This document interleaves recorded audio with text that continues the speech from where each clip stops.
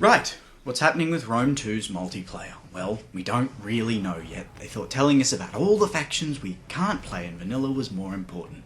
But let's not stuff around. What do we want from Rome 2's multiplayer? It's been one step forwards, one step backwards in that regard, with every new innovation leaving something behind, or, in certain cases, everything behind. So let's collate every good feature for the future. First of all, keep normal custom battles at the front of the main menu. Make it one of the options that pops out the moment you press on multiplayer. Avatar Conquest is a shitty add-on. I mean, if people want to play a mode where you can't add experience or use half the units, fine, but don't make it impossible for people to find custom battles. Every step of inconvenient bullshit loses people, and no one wants a smaller online community. Secondly, the lobby. Give a topographic picture of the map in the map selection screen. Literally, I want the one you see when you start the battle in Shogun. Random pictures of sunsets tell us jack about the map we're going to play on. Along with a picture of the map, I want a named or numbered deployment location for each player on that map. So a 1v3 doesn't start with the 3 sitting in the citadel on a hill over the river crossing. Make the deployment zone something you can choose which one to be in, so if you're in a 2v2 with friends, the better players don't go up against the tactically challenged. Oh, and please, for team battles, allow people to look at what allies are building in their army. Also, in regards to faction and team selection, go back to Medieval 2's layout, with easy to understand teams, the factions everyone's chosen, and the ability to give whatever amount of money the host wants to each team. Free-for-alls were fun, so were team free-for-alls, and the ability for people to decide for themselves how much extra a defender gets is important, because honestly, you're all pretty retarded at gauging that, if bothering to do it at all. I mean, Christ, maybe people just want to handicap the better player slightly. Allow us this freedom. Thirdly, units. Let the people use the 40 unit cards in multiplayer. And use Medieval's red unit system. Don't make certain units max 1 on the battlefield, just increase their cost with each extra purchase. And please, Christ, don't make the better units smaller in size. I don't want to see a unit of 20 fucking Praetorians in 240-man battles. Increase the cost. Don't decrease the size. There were 10,000 Spartans. They did not line up in units of 10. The point of elite units is to hold the line no matter what or deliver a fatal blow. Shogun hero units were pretty stupid because one unit would carve through 240 Ashigaru when the Ashigaru could have just mobbed them and literally crushed them to death. Next, use the time period scheme of Medieval. So early Roman legions can fight early Carthaginian phalanxes, and if a faction is destroyed, either don't put it in the late phase or scale up its armies. Don't just leave it with the same units, but, this is important, don't force this feature on people.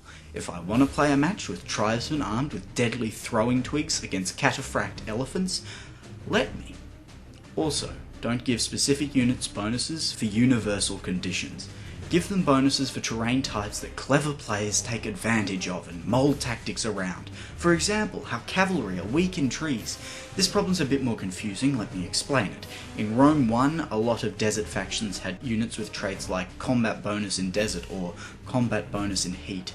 Barbarian factions had a combat bonus for it being snowy. This was unfair because it meant that if the host wanted to play as one of these factions, he'd choose a map that would give the bonus to his army, essentially being a free buff to his men. Instead of having stuff like a combat bonus in desert to eastern troops, give fatigue resistance to light troops of all factions and fatigue penalties for heavily armoured troops of all factions. Just a little balance concern. Now the big balance concern. Don't make Rome fucking overpowered. Let them have their core units, but don't give them access to every auxiliary unit in their empire so that they have no weaknesses. Rome should have weak cavalry. On that point, some factions will have unfair advantages over others in different time periods.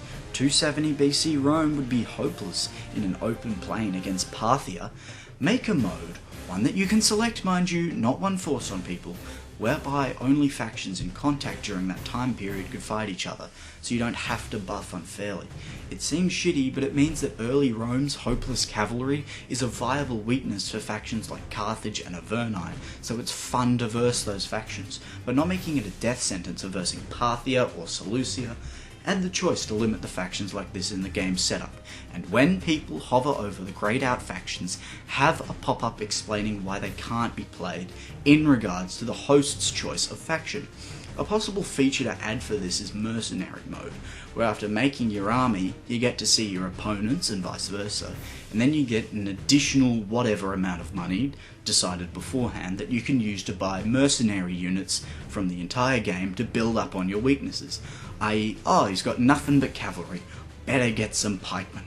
Use this instead of giving unrealistic buffs or nerfs in case of versing cataphracts. Oh, and put the general in the middle of the unit. I don't like losing him in charges. Well, that's everything that they would still change. My next thoughts about the actual battles, less likely with how they've balanced the game. Give more incentive to use cheaper and lighter units. Allow horse archers to shoot 360 degrees, otherwise they get locked down by pursuing cavalry far too easily. Make them faster, as in it is impossible on equal ground for heavy troops to catch light troops. One thing to note is that to combat this, extra moy were made. Heavy troops without armour specifically made to run down skirmishers. Maybe allow the option for some units to remove their armour, the same way you can dismount units in order to increase their movement speed. I don't know, discussing realism options in a Total War game is difficult to do. We don't want battles to last whole days. We don't know that much about how the soldiers really fight yet, so we'll have to wait and see.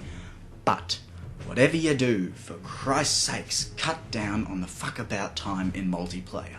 You know what I'm talking about. Stop, daydream, turn, daydream, change weapons, daydream, aim, daydream, throw, stand there motionless watching your javelins fly through the air like a retard watching SpongeBob, and last but not least, stuff your tactical map. Let me zoom out to the cloud line. Just because you wasted the money on facial animations doesn't mean anyone will be wasting their time watching their soldiers fucking frown at each other, so don't artificially force our sight limit down to bugger all, especially not in these far more complicated maps you're lording.